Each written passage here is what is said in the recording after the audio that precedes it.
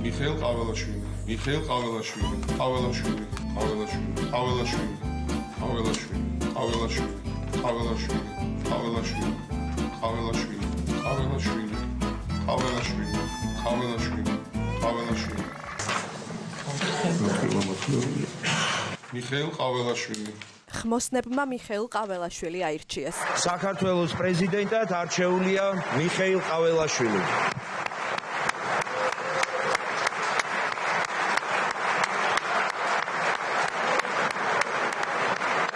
უკვე ოფიციალურად საქართველოს უდიპლომო პრეზიდენტი ჰყავს. მიხეილ ყაველაშვილზე უკვე ბევრი მოგიყევით, მათ შორის მის ზოგად განათლებაზე. ვიცი მეთქი და მოვყვები მეთქი რა და. მიდიო, აბა, მიდი და დავიწყე. აიცე როგორ იწყებ მაქნარს მიდებული, თუ არა, მაგს კვერც მიდებული, ქნარი როგორც მინდა ჩვენთვის. მოკლედ და უმაღლეს გაუნათლებლობაზე. ჩვენ ჩავაბარეთ უნივერსიტეტში, საკმაოდ ასე ვთქვათ, სპორტული სიები იყო, ჩემი ფაკულტეტი იყო ეკონომიკური ფაკულტეტი, თბილისის სახელმწიფო უნივერსიტეტში. 2 წელი მომიწიას, ასე ვთქვათ, სწავლას ვერ დავარქმევ ნამდვილად, ვერც იმას დავარქმევ, რომ უცბელი ვიქნები, რომ ჩემი, ასე ვთქვათ, სოდნით მოხდა ჩაბარება. როგორც თავად ამბობს, მხოლოდ მზადიპლომის აღებისთვის სწავლა მესამე კურსიდან მიატოვა. ვიცით ისიც, რომ უდიპლომობის პრობლემა მაშინ წამოეწია, როცა მისი როგორც ფეხბურთელის არც ისე სახარბიელო კარიერა დასრულდა. ფეხბურთის ფედერაციის პრეზიდენტი სწორედ უმაღლესი განათლების არ არსებობის გამო ვერ გახდა. სამაგიეროდ გახდა პოლიტიკოსი, პლუს 1 ნომერი ქართული ოცნების სიაში. ესეც რა უბედური ფეხბურთს რო დაამთავრეს ფეხბურთელი, აი წარმოიდგინე რა გააკეთოს არ იცის რა და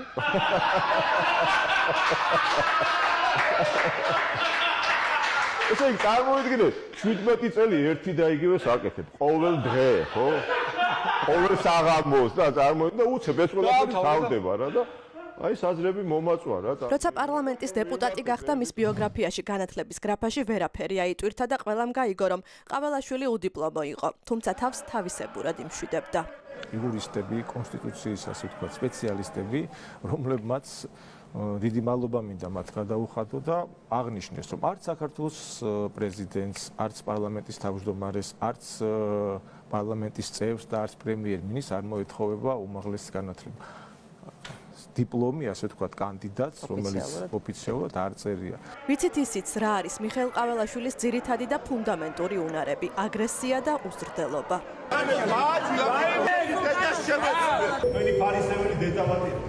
შენ ნაბოს ის კი რაც ვერაფრით გავიგეთ, მისი პრეზიდენტობაა. ყველანი გავბრაზდით, ვიჩხუბეთ, ვიხუმრეთ, მაგრამ არაფერი თვლის მოცემულობას, რომ მიხეილ ყაველაშვილი პარლამენტის უზრდელი და გაუნათლებელი ვეტერანი ფეხბურთელი დეპუტატი ახლა ამ ქვეყნის უმაღლესი მთავარსარდალია. საქართველოს სახელმწიფო დროშა. სმენა! სწორება დროშაზე.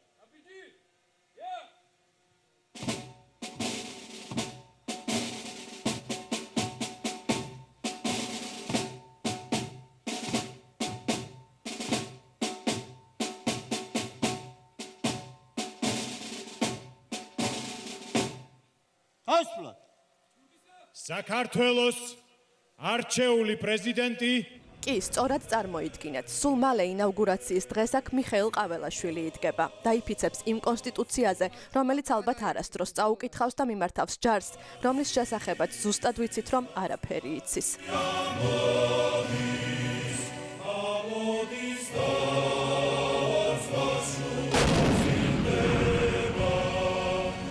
უმაღლეს მთავარსარდალმა, რომელმაც თავი გაგვაცნო იმით, რომ ის ამერიკას და დასავლეთს აგინებს, უშერი სიტყვებით, ის უნდა გახდეს მთავარსარდალი იმ შეიარაღებული ძალების, რომელთა პირადი შემადგენლობა მთლიანად არის აღზრდილი ნატოს და ესე იგი დასავლეთის იდეალებზე. დიდი ხანია ითვლებიან პარტნიორებად ნატოს ქვეყნების და ყველა საერთაშორისო ოპერაციაში მათ გვერდ აქვთ ნაბრძოლი და ითვლებიან საყრდენ ძალად ნატოსი საერთაშორისო ოპერაციაში.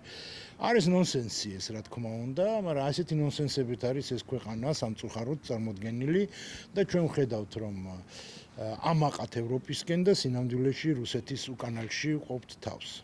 სიტუაციას კიდევ უფრო ამძიმებს ის, რომ უდიპლომო პრეზიდენტს არც ჯარის სავალდებულო სამსახური გაუვლია და ეს თავდაცვის ძალებში ყველა მიცის. შერაღებული ძალები გამამდიდრებელი შუშით უყურებს ცალკეულ პერსონებს, მათ ვისაც ასაკით უწევდა ტერიტორიული მთლიანობისთვის ბრძოლებში მონაწილეობა და ესეთი მონაწილეობა არ მიუღია. იმ ასაკის ახალგაზრდები 18-19 წლის ახალგაზრდები რა ასაკისაც ბატონი ყაველაშვილია აფხაზეთში და ცხინვალის რეგიონში სამხედრო სავალდებულო სამსახურით იყვნენ შერაღებულ ძალებში გაწეული ის რომ ამ ასაკის ადამიანს არათუ ტერიტორიული მთლიანობის ბრძოლებში არ აქვს მონაწილეობა არამედ ქართულ შერაღებულ ძალებში არანაირი ფორმით არ მსახურია წარმოადგენს რა თქმა უნდა პრობლემას. მათ ვინც სამშობლოსთვის ტყვით და სისხლითი ბრძოლა ახსოვთ ისიც სად არის დგა ყაველაშვილი როცა საქართველოს განსაკუთრებით უჭირდა. თუ ჩვენ ვამბობთ რომ ვიღაცა არის სპორტსმენი ხო ამ ბრძოლებში ტერიტორიული მთლიანობისთვის იყო სპორტსმენებიც, იყო პოეტებიც, იყო მსახიობებიც, გელა კეტარაშვილის მაგალითი გვაქვს ხო მიუხედავად იმისა მასაც მშვენიერი საფეხბურთო კარიერა ჰქონდა და ოლიმპიადის ოქროს მედალოსანი იყო სეულის ის იბრძოდა საქართველოს ტერიტორიული მთლიანობისათვის.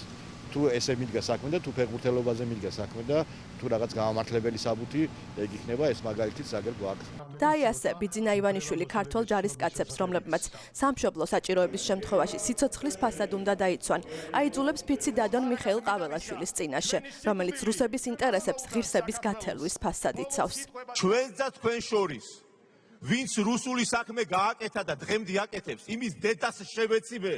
მორალურად არის ძალიან სერიოზული პრობლემა. ხო, ეს წოდების მინიჭებიდან დაწყებული საომარი მდგომარეობის გამოცხადება იქნება ეს თუ ასე ვთქვათ, მთავარსარდლის სხვა ფუნქციების შესრულება რეალურად შეიარაღებულმა ძალებმა უნდა იგრძნონ თავი მოწოდების სიმაღლეზე და სარდლობა და მეთაურობა ყველა რგოლში და ყველა დონეზე, ხო? ამ მხრივ არის ძალიან კრიტიკულად მნიშვნელოვანი ფაქტორი. ანუ ეს თავიდან ბოლომდე უგულებელ ყოფილი იქნა. ასე დაკარგავს საბოლოო დელფერს და მნიშვნელობას 26 მაისიც და ამ დღის ყველაზე მნიშვნელოვანი ნაწილიც ფიცის დადების ცერემონიალი. Pizza! Pizza! Pizza დაუდგა საქართველოს სადარაჯოს! Pizza დაუდგა საქართველოს სადარაჯოს! და სიცოცხლის უკანასკნელ წუთამდე! და სიცოცხლის უკანასკნელ წუთამდე! ვიბრძოლოთ ერთზე გამარჯვებისად! ვიბრძოლოთ ერთზე გამარჯვებისად! თუ ამბიც გავტეხ! თუ ამბიც გავტეხ! პასუხისმგებელი ვიქნები ღვთისა და ქვეყნის წინაშე! პასუხისმგებელი ვიქნები ღვთისა და ქვეყნის წინაშე! ვარამდა სმარტი! საქართველოს შეიარაღებული ძალების რიგებში ამ ქვეყნის ეროვნული გმირები იბრძოდნენ. მათ შორის იყვნენ გიორგი ანწუხელიძე, არჩილ ტატუნაშვილი, შინდისის გმირები და კიდევ ბევრი. ისინი, ვინც სამშობლოსთვის ყველაზე ძვირფასი სიცოცხლე გაიღო და ამ უწყვეტი ბრძოლის სიმბოლოდ გადაიქცა. ახლა კი ქართველ სამხედროებს მოუწევთ ქედი რუსეთის მარიონეტის მიერ დანიშნულ ყაველაშვილს მოუხარონ. რეალურად პროვოკაციას აკეთებ ისეს, რომ ანუ კონკრეტულად ისეთი ტიპი მოგყავს, ერთ-ერთი ყველაზე ავანტურისტული, ასე ვთქვათ, ქცევით გამორჩეული ადამიანი ამ თვალსაზრისით, ხო? ანუ ეს არის პირდაპირ სიგნალი შეიარაღებულ ძალებზე, რომ აქ ჩვენ მივდივართ რუსეთისკენ გენაცვალე. და რეალურად ჩვენ ვატარებთ რუსულ, ასე ვთქვათ, ინტერესს. და არა საქართველოს დემოკრატიულ განვითარებული დემოკრატიული ასე ვთქვათ კონტექსტიდან გამომდინარე ინტერესებს. როგორც სასაცილოდაც არ უნდა ყოფნიდეთ გაპრეზიდენტებული, გაუნათლებელი, აგრესიული მიხეილ ყაველაშვილი, მოცემულობა ერთია. მისი გაპრეზიდენტებით რუსეთმა დასცინა ამ ქვეყნის დამოუკიდებლობისა და საუკუნოვანი ბრძოლის ბოლო სიმბოლოს, საქართველოს შეიარაღებულ ძალებს, რომელიც უკვე თავდაცვის ძალებადაა გადაკეთებული. ციგნი რა შუაშია? სამშობლოს ღალატ ციგნი არ ჭირდება.